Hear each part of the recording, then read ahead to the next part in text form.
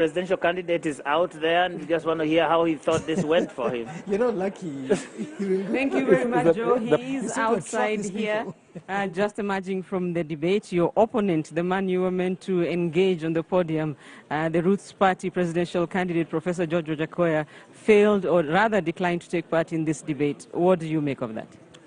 Well, I was very disappointed, and doubly disappointed, because I actually saw him drive in. And I can't understand why he should come all the way here to say he will not participate. As leaders, we must allow ourselves to be interrogated. I feel a sense of freedom. I feel like I can fly because I have spoken to Kenyans. They have had an opportunity to ask me questions. It is important, Kenyans, you ask yourself, who can you depend on? Is every policy being proposed a policy that can work?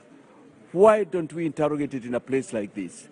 I'm disappointed. Do you feel you managed to achieve what you set out to achieve here this evening?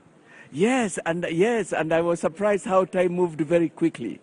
And I feel elated because I was being honest. But also, it is important that leaders come out and they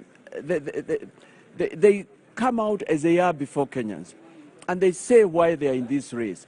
Let's stop giving promises out there. But let's also, when we come here, explain the past, what we do in the future, and what we have done in the past. And if you've been in government, why we are where we are. And for instance, some of the examples I gave explain where is the 215 billion euro board if you are in government when that money went missing. All right, thank you so much.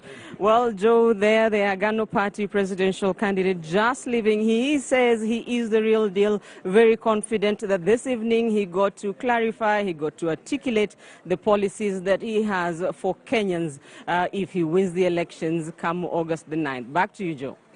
Thank you very much, Rita Tinina. Just engaging the Agano presidential candidate moments after he left that stage in his own assessment. Actually, the real deal, those two words were his on that stage, and he believes that he has done a great job. And Houghton, you were actually doing an assessment on this end, and I do hope that this time around you can actually finish your thoughts. Let's keep going. Maybe the candidate will rock up as a result.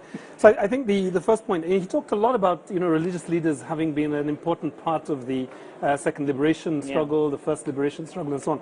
He talked a bit about Bishop Okulu and Muge and others. Yeah. I think there are a number, and they're not just Christian. I mean, I think we have to think about Sheikh Balala, we have to think about the Chief Justice Emeritus Willie Mutunga, a Muslim. We have to think about younger generation of